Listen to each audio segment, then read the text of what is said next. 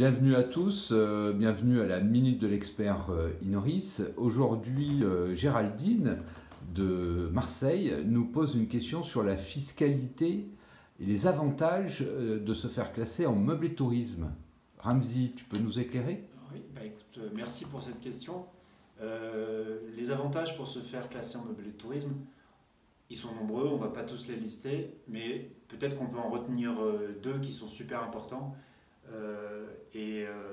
Nos clients nous posent souvent la question sur ces deux critères-là, sur ces deux avantages-là. Le premier, c'est la fiscalité, et le deuxième, c'est sur la taxe de séjour. Alors, on va rassurer tout le monde.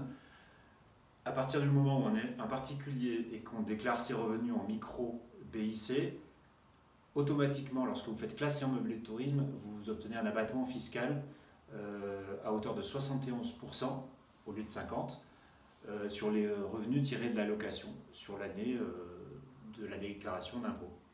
Donc, je prends un exemple. Si vous avez encaissé 5 000 € de recettes en 2019, vous faites votre déclaration d'impôt en 2020, vous allez déclarer ces 5 000 € de recettes. Ce sont les services des impôts qui vont effectuer l'abattement fiscal de 71%.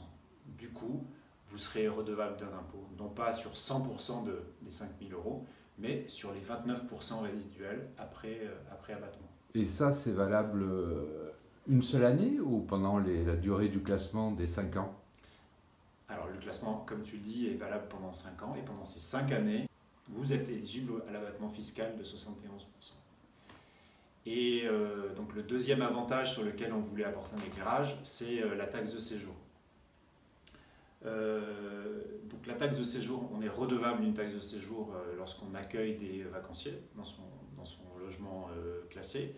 S'il est classé, le mode de calcul est très simple, c'est forfaitaire à la personne et à la nuitée. Donc on encaisse et on reverse la taxe de séjour, c'est une opération blanche pour le propriétaire.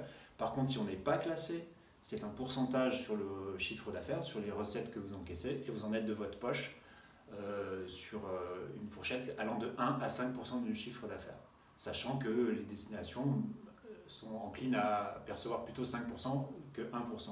On l'aura bien compris. Sur les deux niveaux, c'est intéressant de se faire classer, puisque pendant 5 ans, vous bénéficierez 1 de l'abattement fiscal et 2 du mode de calcul le plus avantageux de la taxe de séjour. Eh bien, Ramzi, merci pour ces explications. De rien, à bientôt.